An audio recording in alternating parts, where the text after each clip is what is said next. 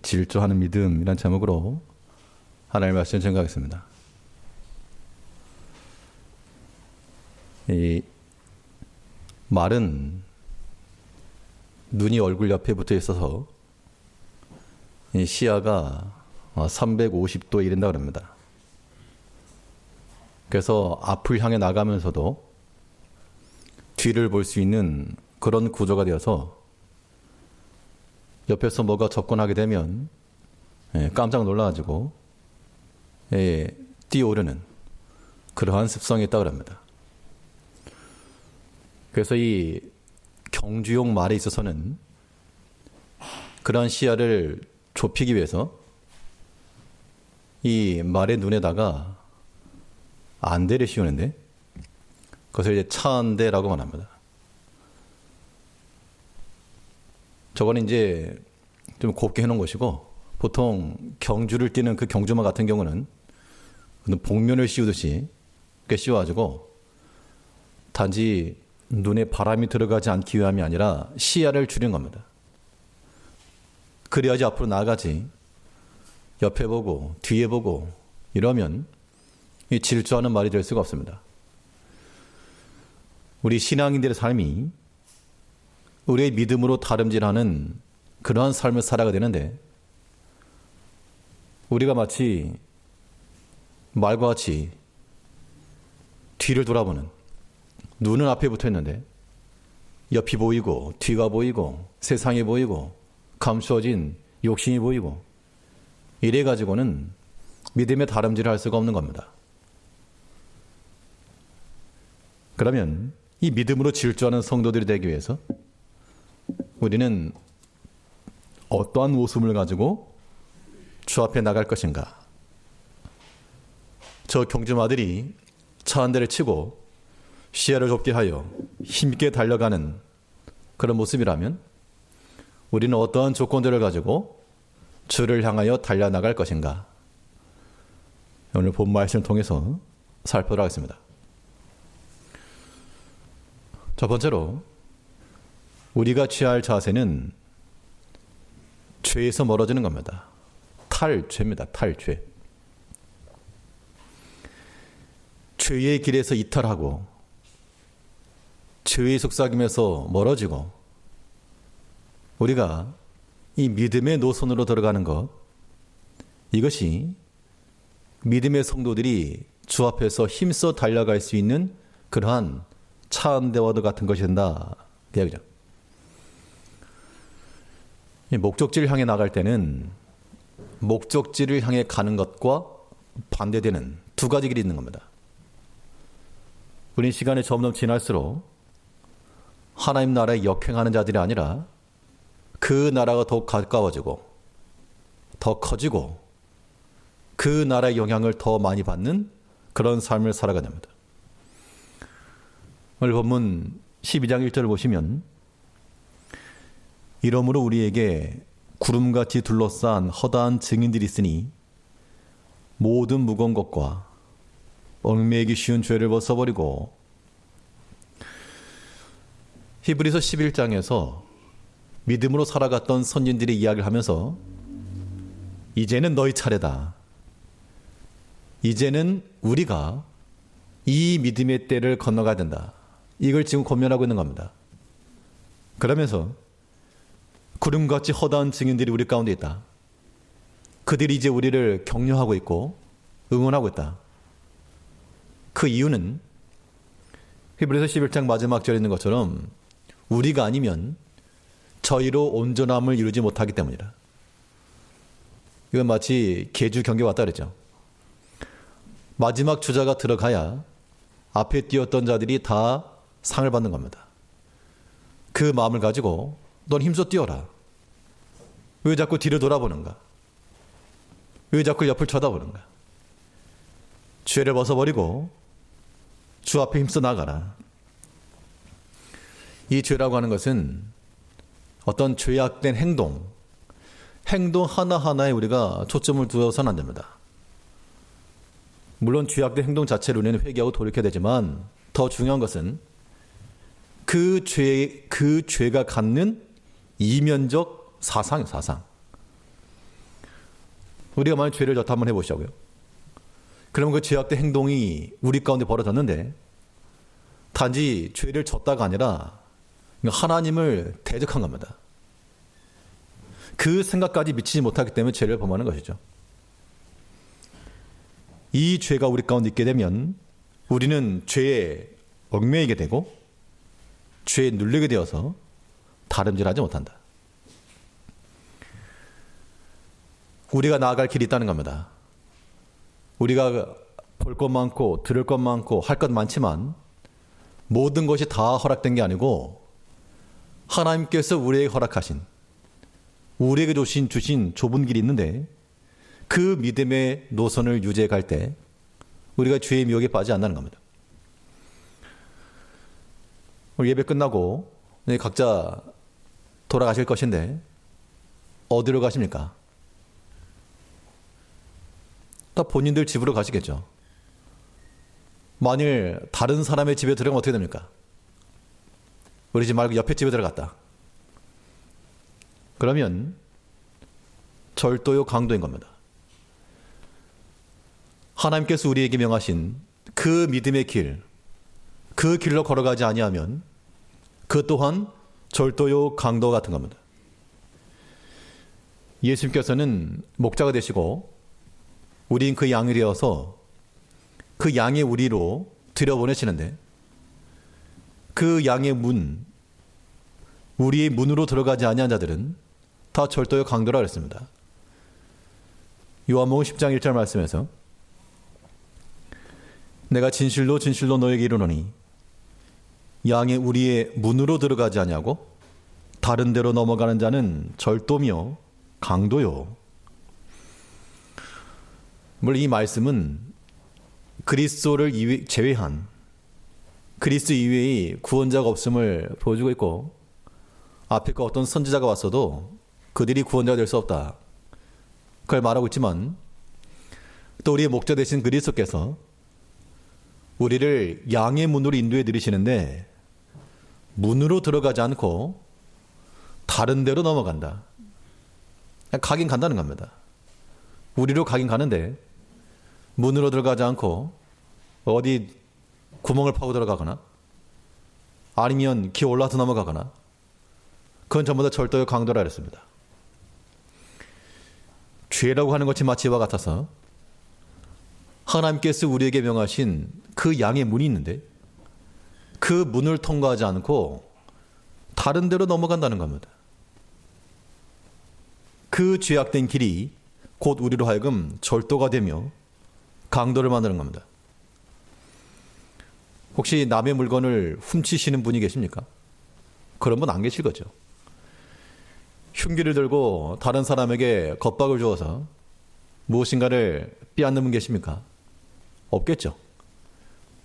그런데 우리가 하나님께서 지시하신 그 양의 문으로 들어가지 않고 하나님께 허락하지 아니하신 다른 길로 넘어가게 되면 그것이 곧 절도요 강도라는 겁니다.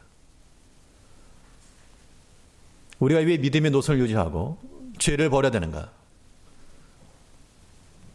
우리가 만일 이 믿음의 길로 온전히 걸어가지 않으면 우린 죄의 종이 되고 죄를 범한 절도며 강도가 된다는 겁니다.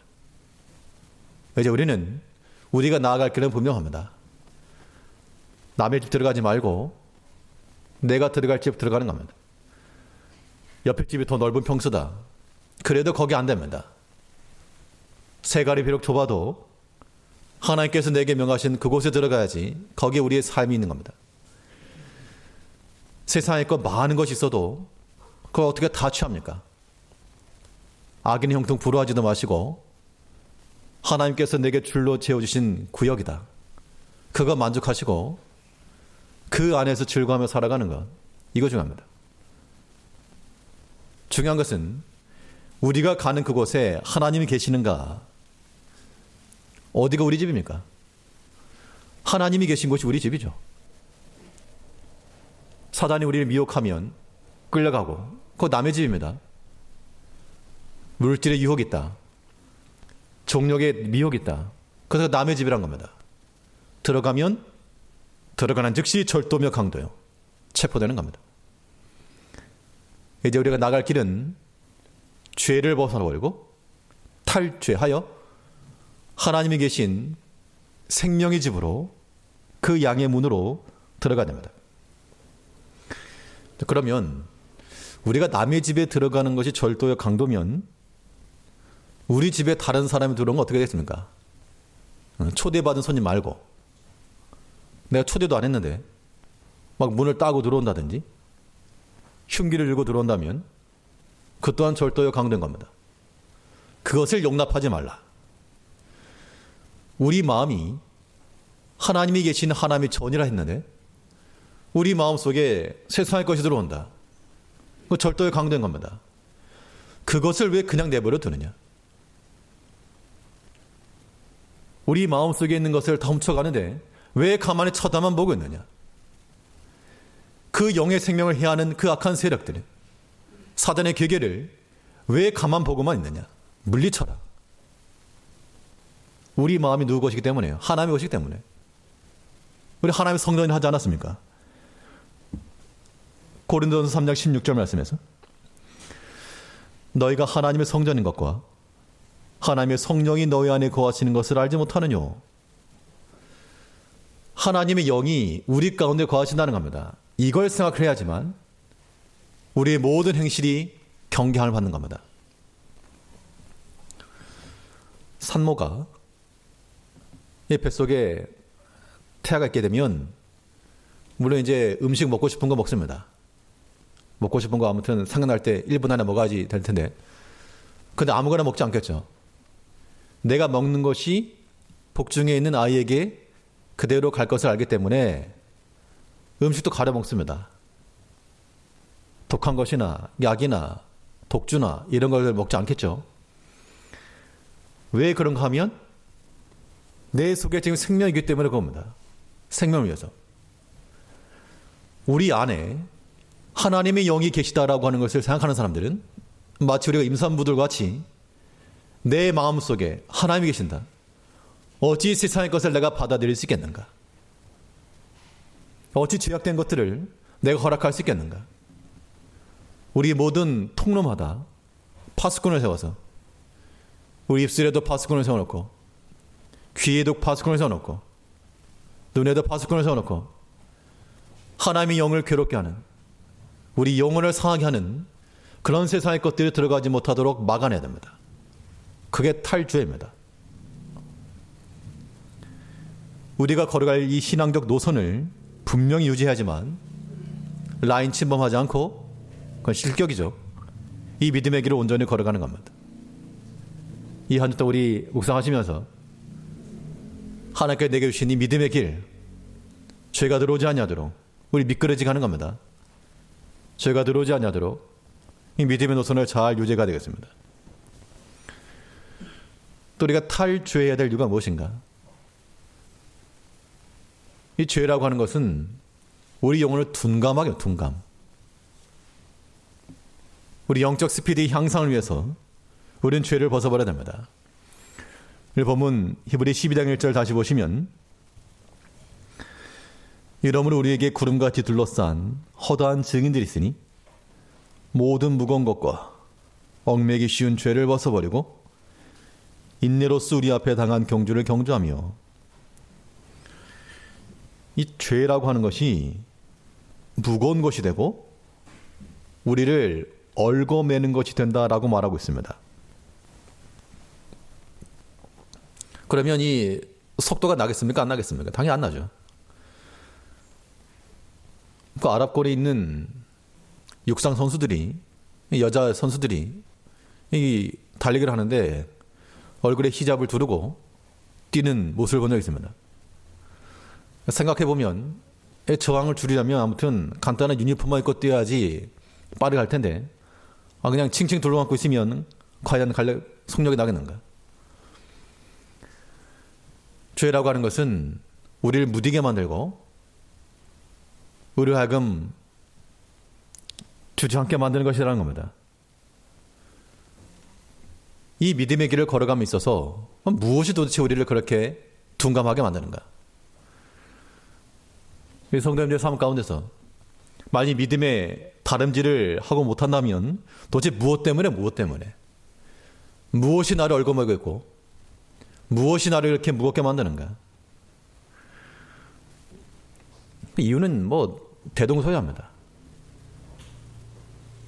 세상의 염려 때문에 그러하고 죄의 유혹 때문에 그러하고 또한 온갖 탐심 때문에 그러합니다. 이건 예수님께서 친히 말씀하신 겁니다.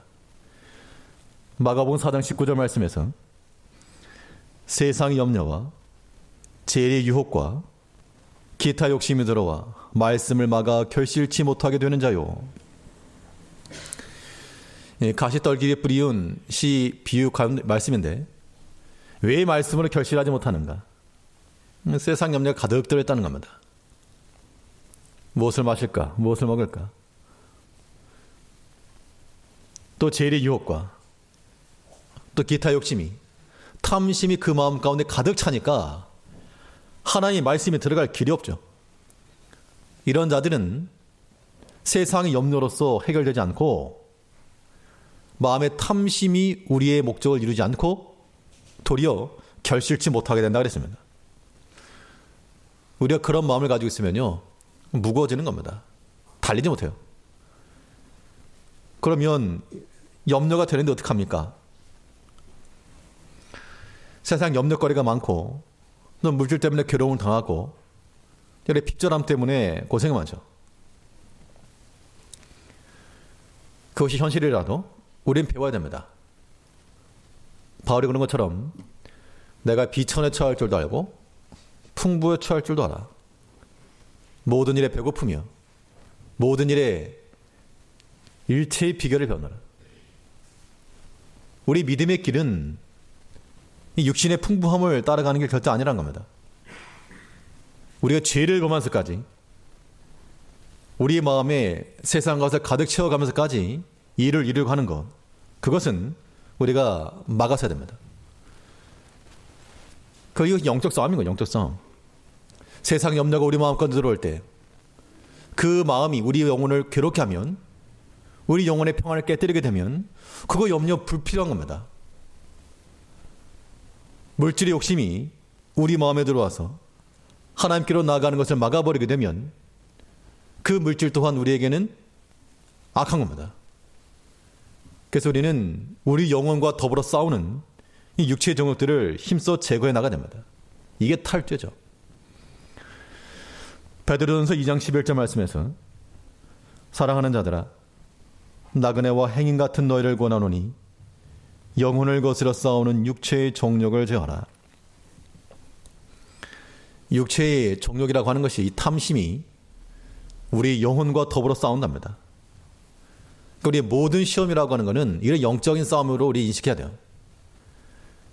내 마음을 괴롭게 하는 것은 사람이고 나를 힘들게 하는 것은 돈이고 나로 하여금 염려케 만드는 것은 눈에 보이는 일일지라도 우리 영혼을 더불어 싸우는 그러한 악한 영이 있다. 그 영과의 싸움인 거예요. 그때 우리는 사람과 싸울 이유가 없고 눈에 보이는 것 때문에 우리 마음을 흐트릴 이유가 없는 겁니다. 힘써 싸우라. 죄가 우리 가운데 들어오면 그냥 받아들이지 말고 마치 도둑놈 쫓아내는 것 모양 소리 지르고 신고해서 쫓아내야 됩니다. 죄라고 하는 것은 우리를 무겁게 한다 그랬습니다. 우리를 얽어매는 포박줄과 같다 그랬습니다.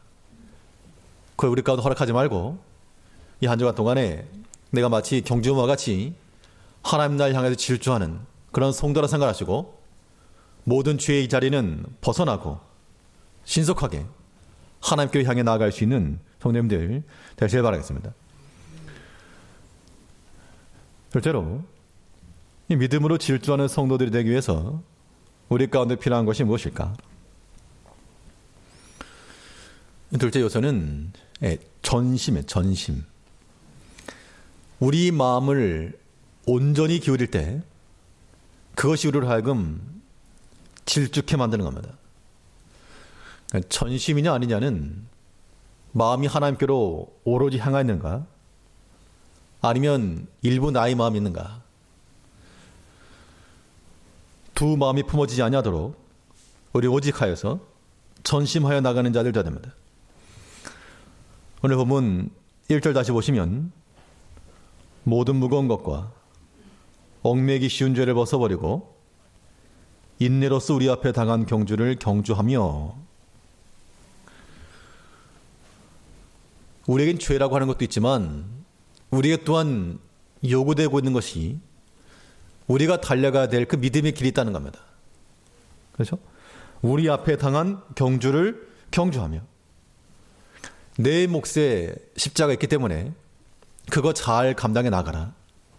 그걸 잘 감당해 나가라. 근데 보통 이 성도의 삶 자체가 우리가 감당할 사명입니다. 성도라는 이름으로 살아가는 게 얼마나 큽니까? 성도라는 이름을 가지고 살아가는 것도 굉장한 겁니다. 큰 겁니다. 그것만 잘 감당해도 하나님의 큰 복을 받을 겁니다. 거기 특별히 하나님께서 우리에게 직분을 맡기셔서 죄를 감당케 하시면 그거 감사히 여기고 죄를 충성하는 자가 되어야 됩니다. 그런데 우리가 하나님 일을 하는데 직분을 떠나서 성도라고 하는 이름을 가지고 살아가는데 한쪽으로는 성도로 살고 또 한쪽으로는 세상에 속한 자로 살아간다면 이게 두 마음이죠. 사람은 모릅니다. 사람에겐 감출 수 있고 사람은 안 보일 수 있지만 하나님은 다 아신다 하지 않았습니까? 하나님 보시기 때문에 하나님 보시기 약한 것을 세워나가면 어떻게 합니까? 이건 유념해서 들으셔야 됩니다. 우리가 하나님 몰래, 사람 몰래 혹은 하나님을 속일 수 있다고 생각을 하고 우리가 무엇인가를 세워나가도 하나님은 다 아시기 때문에요. 또 정확하신 하나님이십니다. 하나님께서 우리가 세워놓은 그 모든 것들을 어떻게 하신다? 다 파하신다. 그 두려운 마음을 가져야 됩니다. 그 두 마음을 품고 나가는 자들은 하나 앞에 합당치 않고 그들이 죄를 받을 거라 그랬습니다. 호세아 10장 2절 말씀에서는요. 저희가 두 마음을 품었으니 이제 죄를 받을 것이나 하나님이 그 제단을 깨치시며 그 주상을 허르시리라. 하나님을 믿는 백성이라 말하면서 여전히 그 뒷마당에는 바알을 섬기던 제단이 있었고 아세라상이 있었고 그 숨겨진 곳에 그 내밀한 곳에 그들이 우상을 가지고 있다는 겁니다. 하나님 보셨는가 못 보셨는가? 보셨다는 겁니다. 하나님 보시고 너희가 몰래 세워나가던 그 단 내가 깨치겠다. 너희가 마음속에 품고 있던 은밀히 감추고 있던 그 상들 내가 다 불살라버리겠다. 이런 하나님 앞에서 우리가 어찌 득지하리이까? 그럼 우리가 이 모든 죄악된 것들을 벗어버리고 하나님께로 향한 온전한 마음 가지고 나가셔야 됩니다. 그러니까 사람이 꿍꿍이 겉으로는 믿음이 있는 척하면서도 이 세상의 것 잔뜩 쌓아놓고 꿍꿍이들 가지고 있으면 그것으로 성공할 거라 생각하지 마십시오. 그 이유는 두 마음을 품게 되면 하나님께서 그 몰래 쌓아놨던 거 다 깨치자는 겁니다. 한순간 한순간. 이런 하나님을 경험한 백성들은 하나님 두려워하며 사는 겁니다. 그렇지 않으면 몰래 또 계속해서 자기가 쌓아나간 것이고. 우리는 두 마음을 품고 나가는 자들이 아니요 한 마음으로 전심하여 나가는 백성을 되어야 됩니다. 그럼 하나님 앞에 전심하여 나가는 백성들에게는 하나님께서 무엇을 약속하셨는가? 시편 119편 2절 말씀에서 여호와의 증거를 지키고 전심으로 여호와를 구하는 자가 복이 있도다. 우리 생각에는 내 뒷호주머니에 챙겨놓고 몰래 뭘 쌓아놓으면 그게 내게 복이 될 것 같은데 그건 하나님께서는 그러한 두 마음을 가진 자들은 다 깨치신다 하셨고 오직 여호와의 증거를 지키고 전심하여 오로지 마음하여 하나님을 구하는 자들이 복이 있다. 이 복된 길이 우리 가운데 제시된 겁니다. 선택은 이제 우리의 몫이죠. 세상의 것을 우리가 취한다고 해서 그것이 우리의 영원한 것이 될 수가 없습니다. 하나님 우리가 소유가 되기까지, 하나님이 나의 부가 되기까지 오직 전심하여 하나님을 구하는 자가 되고 그 하나님의 것으로 인하여 풍성함을 누릴 수 있는 우리가 되어야 됩니다. 그러면 전심하고 있는 증거는 무엇인가? 전심을 하는 자들은 반드시 성장함이 나타나게 되어 있습니다. 마음을 기울여 하다 보면 생각이 나게 되고 또 길을 찾을 것이기 때문에 방법을 구하기도 되고 아무튼 그런 측면에서 장성함이 일어나는 겁니다. 그래서 바울도 오직 전심전력함으로 너희 진보를 드러내라 그랬죠. 디모데전서 4장 15절 말씀에서는 이 모든 일에 전심전력하여 너의 진보를 모든 사람에게 나타나게 하라. 그러니까 마음을 기울여 행하게 되면 어떻게 할 것인지에 대한 길이 보인다는 겁니다. 특별히 우리가 하나님의 교회에서 직분을 가지고 사명을 이루는 성도님들은 특별히 유념하실 것은 핑계대기는 좋지만 그러나 외적인 것으로 핑계만 하지 마시고 또 생각을 하고 시도를 하고 그렇게 하다 보면 이 현장에서 주는 지혜가 있죠. 그런 것들을 통해서 점점 더 나아지는 발전적 모습이 있어야 됩니다. 그게 진보라는 겁니다. 다른 사람 성장하지 못한다 비난할 게 아니고 예전과 아무런 별다를 바 없는 자라나지 않는 우리 자신을 생각해보고 오직 하나님 앞에 전심하여 전보다는 더 나은, 전에는 그렇게 쉽게 원망했는데 이제는 좀 누그러지고, 전에는 금세금세 이 분노가 흘러나왔는데 이제는 마음을 좀 진정을 하고 분을 좀 줄이고, 전엔 기도하지 못했는데 이제는 무엇보다 하나님을 먼저 찾고, 이게 믿음의 진보라는 겁니다. 우리가 마음을 전심하여 하나님께로 기울이게 되면 이러한 진보가 나타날 것인데, 이것이 곧 우리의 성장함과 장성함입니다. 자라나라 그랬어요. 그대로 있지 말고, 또 옛날 생각하지 말고 앞을 향해 자라나라. 베드로후서 3장 18절에서는 오직 우리 주 곧 구주 예수 그리스도의 은혜와 저를 아는 지식에서 자라가라. 자라가는 겁니다. 그 전에는 손이 닿지 않던 곳에 손이 닿고, 이 보이지 않던 곳이 보이고 좀 더 컸으니까 그런 모습으로 우리가 하나님 앞에서 나아갈 때 믿음 안에서 힘있게 달려갈 수 있다는 겁니다.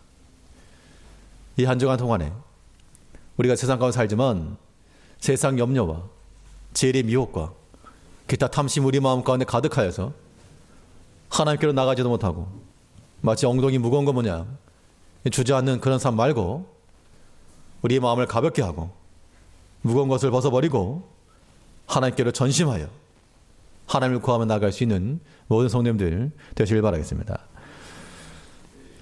셋째로, 이 믿음으로 질주하는 성도들이 되기 위해서 우리에게 필요한 것이 무엇이겠는가? 우리의 눈을 하나님께 고정시키는 겁니다. 우리 눈이 고정된다는 것은 십자가에 고정시키는 겁니다.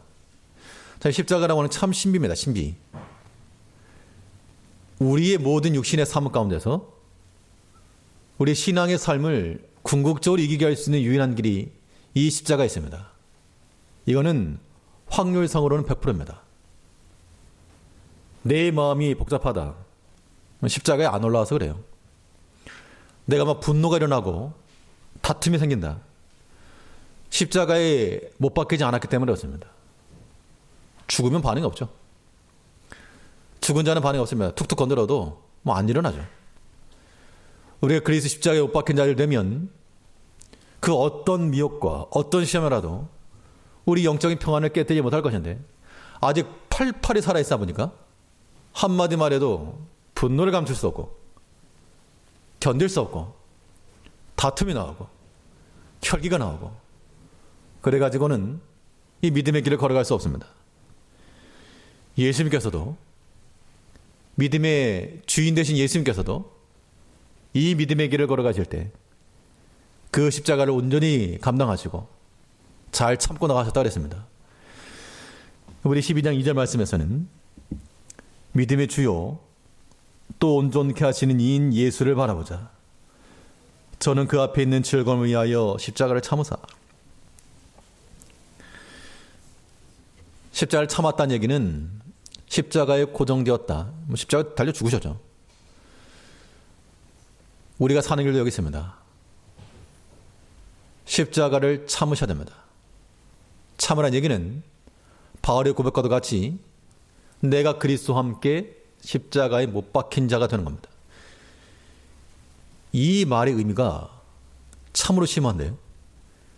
우리 갈라디아 2장 20절 말씀에서는 내가 그리스도와 함께 십자가에 못 박혔나니 그러니 이제는 내가 산 것이 아니오 오직 내 안에 그리스도께서 사신 것이라.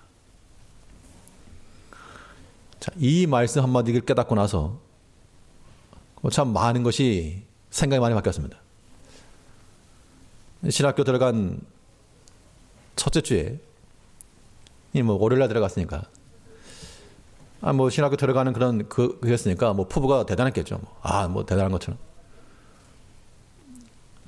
그런데 아무튼 한 계기가 있어가지고 이 말씀 생각하다가 정말 내 생각이 참 잘못되었다. 참 마음에 교만함이 들었다. 그런 마음이 들어가지고 참 많이 회개했던 적이 있었습니다. 내가 그리스도와 십자가에 못 박혔다. 내가 사는 것이 그리스도께서 하신 것이라. 우리가 이런 마음을 갖지 않으면 그 어떤 것을 하더라도 하나님 앞에 유의미한 것이 될 수가 없습니다. 봉사를 한다? 자기 위해서 하는 것은 아무런 의미가 없어요. 우리 마음이 그리스도 십자가에 못 박힌 바 되어서 그 그리스도의 강건하신 힘을 따라 내가 주를 사랑하는 마음으로 행할 때 그것이 복이 되는 겁니다. 우리의 모든 신앙의 행위들은 다 십자가까지 나가야 됩니다. 우리의 손과 발이 십자가에 결박되지 아니하면 죄가 우리를 묶어버리는 겁니다. 우리의 눈과 귀가 십자가에 못 박히지 아니하면 죄가 우리의 눈을 빼고 귀를 막아버린다는 겁니다. 우리의 믿음을 질주하는 이러한 성도들 되기 위해서 우리의 시선이 오직 그리스도께를 향하고 내게 맡기신 그 십자가에 집중하고 그 사명 온전히 감당하고자 하는 그 마음을 가지고 나가셔야 됩니다. 예수님께서 그러하셨고 또 히브리서 저자가 말하는 바 우리 앞선 믿음의 선진들이 다 그렇게 살았다. 이제는 너희 차례다. 핑계만 대지 말아라. 힘들지 아니한 때가 없었다. 우리가 경제적 어려움을 당한다 하지만 믿는 것 때문에 우리가 채찍질 받는가? 돌 던질 받는가? 우리 시대도 어렵지만 더 어려운 시대의 믿음의 성도들 다 믿음을 살아갔다. 너도 인내하고 믿음 안에서 견디라. 그리스도 따라간 우리들은 십자가를 지는 마음을 가지고 내 몫의 십자가를 지는 심정을 가지고 잘 참으셔야 됩니다. 예수님께서도 십자가를 참으사 십자가에 못 박혔다고 이야기합니다. 십자가에서 이탈이 아닌 십자가의 결박을 당하여 우리는 세상에 대하여 죽었고 죄에 대하여 죽은 자라. 오직 하나님을 향하여서만 힘있게 살아가는 우리가 되어야 한다는 겁니다. 그럼 이 믿음으로 사는 것이 너무 고달프지 않습니까?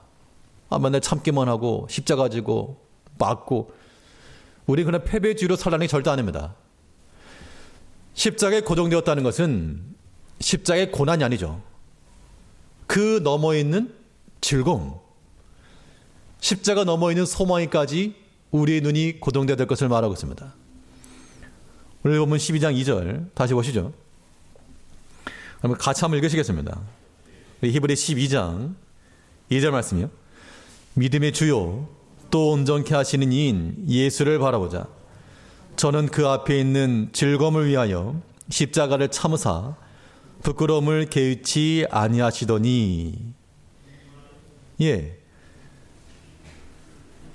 십자가를 참으신 이유는 십자가 고난받는 게 좋아서가 아니라 십자가 넘어 있는 즐거움을 보셨기 때문에 참았다고 얘기합니다. 이러한 소망까지 우리의 안목이 열리게 되면 우리 또한 그 고난 견뎌낼 수 있는 겁니다. 인내하셔야 됩니다. 고난 자체가 우리에게 즐거운 것이 아니고 그 너머에 있는 즐거움을 위하여 십자가를 참으사. 예수님께서 그러하셨고 우리 모든 신앙의 선진들이 그랬다는 겁니다. 우리가 현재 당하는 고난이 우리의 큰 어려움이 되지만 그러나 이 때를 지나고 났을 때 하나님께서 내게 예비해 놓으실 그 아름다운 것을 생각하고 그 소망 중 잘 참고 인내하셔야 됩니다. 그럼 지금 현재 내가 당장 무거워 죽겠는데 어떡합니까? 그럴 때는 방법이 있죠. 십자가에서 점프해 내리는 게 아니고 방법이 하나 있습니다. 예수님께서 약속하신 대로 마태복음 11장 28절 말씀하세요. 수고하고 무거운 짐진 자들아 다 내게로 오라. 내가 너희를 쉬게 하리라. 무거운 짐이 있으면 주님께서 하신 말씀이면 내게로 와라. 내게로 와라. 내가 너의 쉼을 주겠다. 근데 이 무거운 짐을 주고 주님께 나오지 않고 엉뚱한 데 가고 있으니까 해결을 받지 못하는 겁니다. 예수님께서 설마 거짓말 당하시겠습니까? 그 무거운 짐을 주고 나오는 자들에게 하나님께서 더 돌을 주시겠는가? 그렇지 않습니다. 나의 멍에를 메고 내게 배워라. 그리하면 너희 마음이 쉼을 얻으리니. 우리는 신실하신 하나님 믿는 백성들입니다. 우리 가운데 여러 가지 십자가의 고난이 있을지라도 그 넘어 있는 즐거움을 참고 소망 중에 인내하셔야 됩니다. 내 마음이 괴롭고 고통스러울 때마다 수고하고 무거운 짐진 자들을 다 부르시는 이 주님의 초청을 받고 그 앞에 나아가 우리 마음을 다 토하고 주님께 주시는 그 평안함을 가지고 넉넉히 이기며 살아가야 됩니다. 그래야지만 우리가 믿음으로 달려나갈 수 있는 거죠. 이 한 주 동안에 우리가 묵상하실 때는 우리 자신을 마치 이 경주용 말과 같이 뜨그덕뜨그덕 뛰는 말에 생각하시고 힘써 달려가야지 당근 먹느라고 제자리 서 있고 뒷걸음치시는 그런 채찍이 맞습니다. 오직 모든 죄를 버리고 탈주하며 우리 마음을 오로지 전심하여 오직 소망 중에 하나님께로만 우리 시선을 고정하고 이 믿음의 길을 온전히 질주해 나가는 믿음을 이겨내는 우리 모든 제교회 성도님들 다 되시길 바라겠습니다. 기도하겠습니다. 우리를 변함없이 사랑하신 아버지 하나님,